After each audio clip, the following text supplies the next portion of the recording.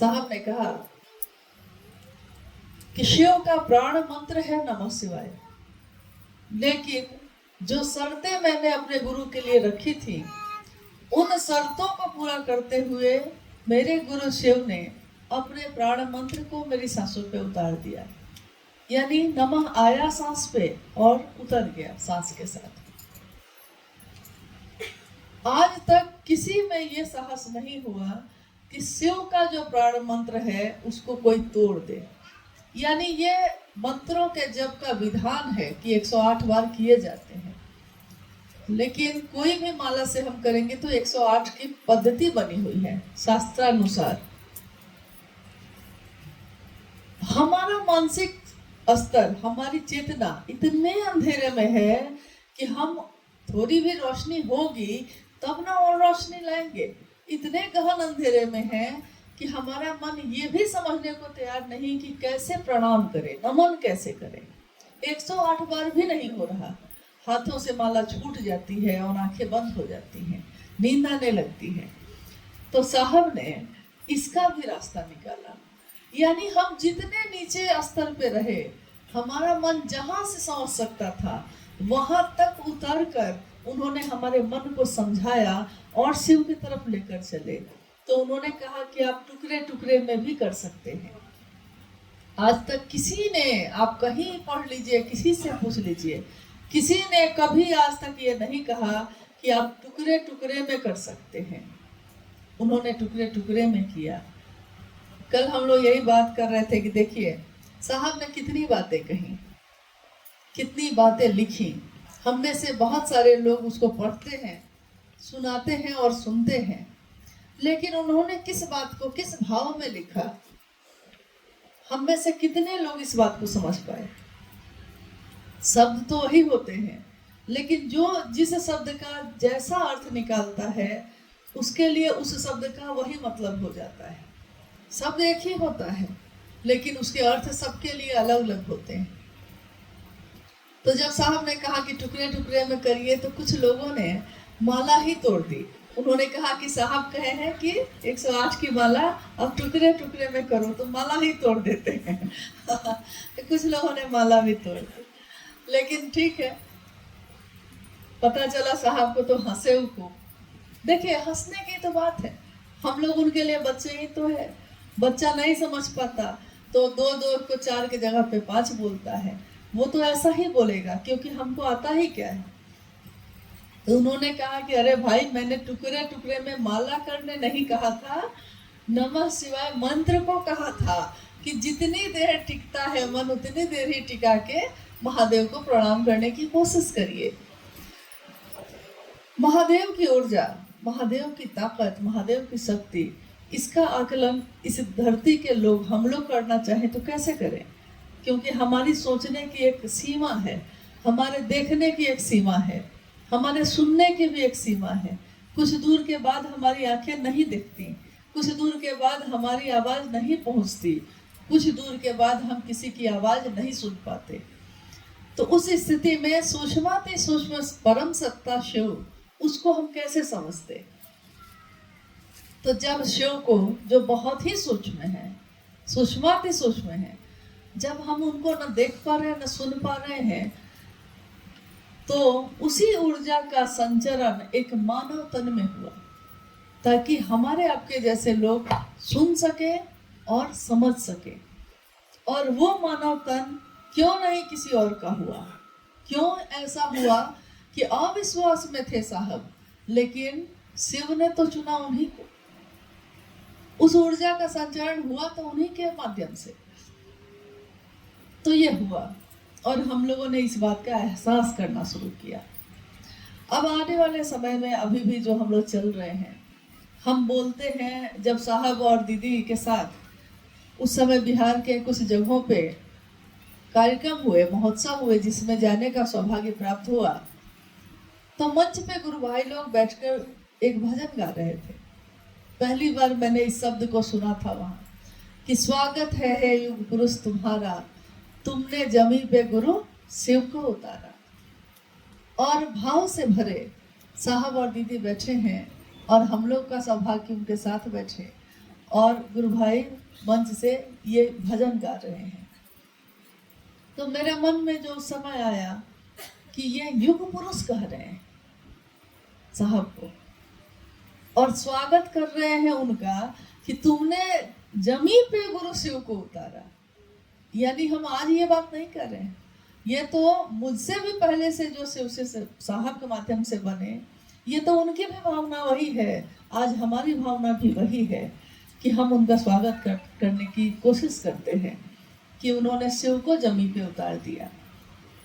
बहुत पहले कहानियों में कभी हमने सुना कि माँ गंगा का जब अवतरण हुआ, माँ गंगा जब धरती पे आई तो राजा भगीरथ ने कितनी तपस्या की, बड़ी मुश्किल से। पूरी कहानी सबको ज़्यादातर सुनते ही हैं अपने घरों में। बड़ी मुश्किल से, बहुत कठिन तपस्या के बाद गंगा उतरी। लेकिन गंगा उतरी तो उसके पीछे भी बात हुई कि गंगा का वेग इतना है कि ये धरती उसको बर्दाश्त नहीं कर सकेगी। इतनी तेजी से जो उतरेगा, इतने वेग और इतने प्रवाह के साथ जो उतरेगा, उसका भार, उसका तेज ये धरती बर्दाश्त नहीं कर पा रही थी, नहीं करती, पूरी धरती खत्म हो जाती।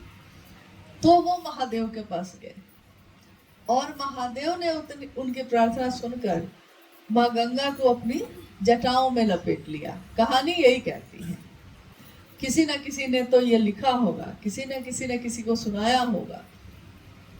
जटाओं में लपेट लिया, यानी एक गंगा का वेग ये धरती बर्दाश्त नहीं कर सकती थी, और सीधे शिव का वेग कैसे बर्दाश्त करती।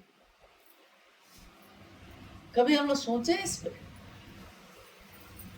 कि एक नदी, माँ गंगा जिनको हम कहते हैं, उनका प्रवाह इतना तेज है कि वो धरती बर्दाश्त नहीं करती, खत्म हो जाती, और उनको जटाओं में से उन्हें लपेट लिया। और जिसने सीधे शिव को ही जमीन पे उतारने की बात कही, और कोई आराधना नहीं, कोई तपस्या नहीं, कोई साधना मंत्रों का जप नहीं, मात्र भाव। क्योंकि ये सारे कर्म कांड करके भी अगर भाव शामिल नहीं है तो सारी चीजें व्यर्थ हैं।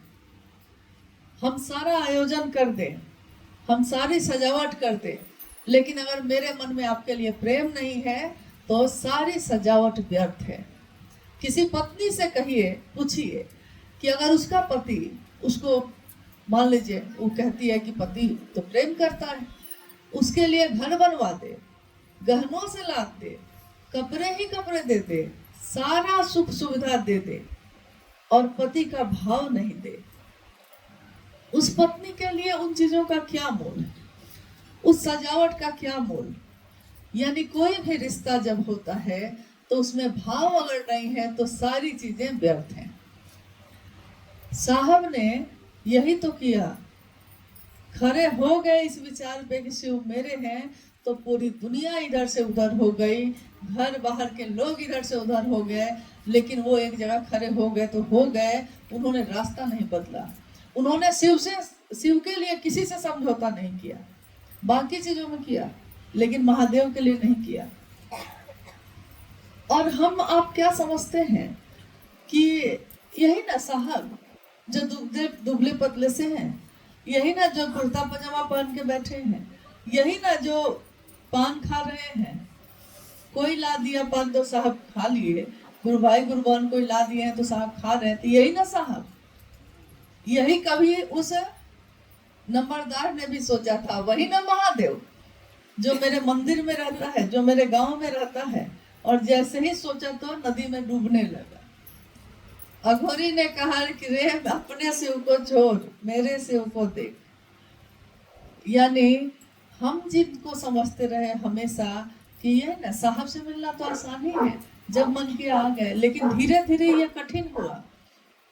हमारे बीच कुछ गुरु भाई गुरु बहन ऐसे हैं, इधर भी दिख रहे हैं, पुराने गुरु भाई लोग हैं। शुरू में जब हम सब साहब से मिलने आते रहे तो मिलना कितना सरल था, जब आए घर में बैठे बात किए, नहीं, क्योंकि उस समय उसकी जरूरत थी।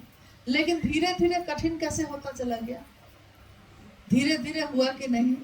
पटना से साहब देवघर गए, देवघर में समय निर्धारित रहता था कि इस टाइम में साहब बाहर जो पंडाल बना हुआ था उसमें आएंगे, बैठेंगे, चर्चा होगी, बात होगी। और उसके बाद धीरे धीरे व्यवस्था ये होने लगी कि फिर वो बोलने भी लगे और समय भी देने लगे। उन्होंने कहा कि मुझसे मिलना कठिन होता जाएगा, शायद महादेव से मिलना आपका आसान होगा, लेकिन हरिंद्रानंद से मिलना बहुत कठिन होगा, इतना आसान नहीं है। लेकिन उन्होंने अपने आप को आसान बनाया था, इसलिए कि हम लोग महादेव की तरफ चल सकें, एक निष्ठ हो, समर्पित हो। और ऐसा हुआ कि आने वाले समय में जो उन्होंने कहा चरितार्थ भी हुआ।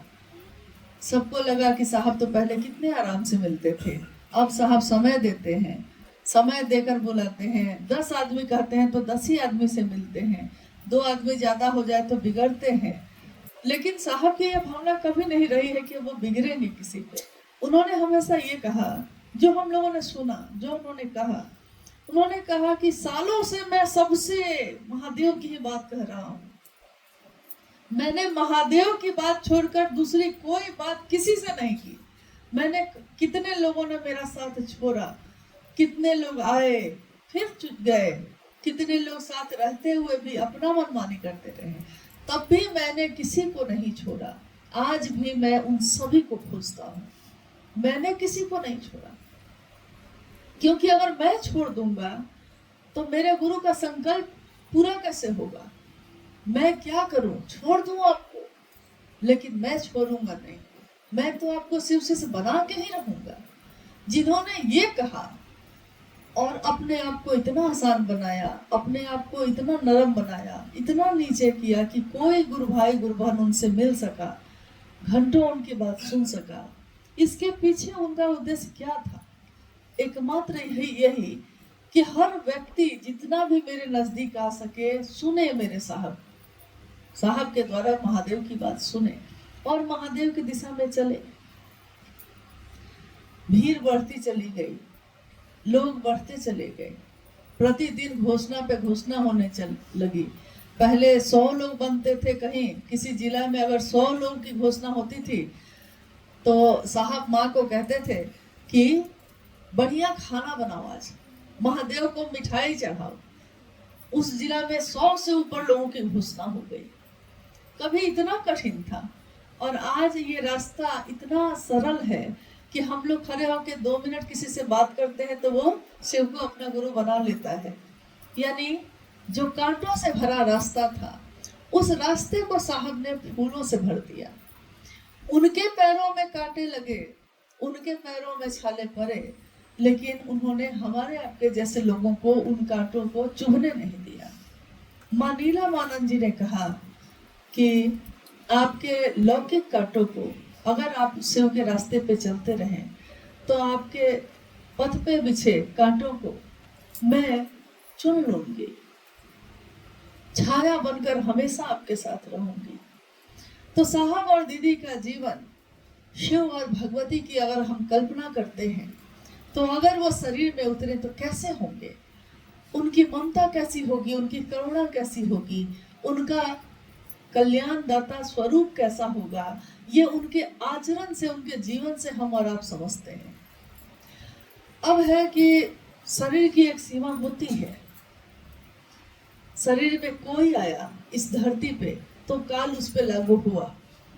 जन्म की तिथि हुई तो शरीर के खत्म होने की तिथि भी निर्धारित हुई।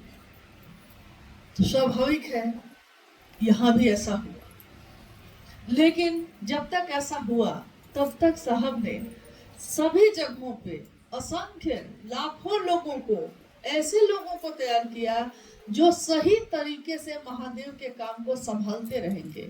उन्होंने किसी एक व्यक्ति पे नहीं छोड़ा इसको, क्योंकि एक व्यक्ति से ये संभालने वाला काम ही नहीं है। महादेव का काम है, जगत स्तर पे होना है, कोई एक व्यक्ति इसको संभाल भी नहीं सकता। महादेव की दया है, साहब का आशीर्वाद है कि असंख्य गुरु भाई गुरु बहन आज जहाँ भी हैं बहुत अच्छे मन से, जो साहब ने चाहा, निस्वार्थ मन से, बिना किसी कामना के, महादेव आप हमको क्या दीजिएगा क्या नहीं दीजिएगा, इस पे तो मुझको लगता है बहुत लोग सोचते भी नहीं पहले। लेकिन हम लोग सोचते थे कि महादेव को गुरु बनाया है तो क्या मिला, लेकिन कुछ वर्ष क्या बीते, ठीक है कुछ लोगों के लिए मोहब्बत तिजारत बनी, लेकिन कुछ लोगों के लिए, बहुतों के लिए ये मोहब्बत बनी, एक मजहब बना, एक धर्म ये बना। धर्म मतलब हिंदू मुस्लिम सिख ईसाई नहीं होता। धर्म मतलब वो जो एक इंसान धारित करता है, अपने जीवन में उसको उतारता है। तो शिव की सत्यता आज हम सबों के लिए वही चीज है, हम अपने जीवन में धारित करते हैं, और जैसे जैसे हम ये करते हैं हम सब एक हो गए। बहुत पहले की एक बात है, मुझको लगता है 2006 या 7 की बात है। पटना में 4A/60 एक क्वार्टर था जिसमें साहब रहते थे। आप में से शायद कुछ गुरु भाई गुरु बहन उसमें आए होंगे जरूर। आप में से आए हैं?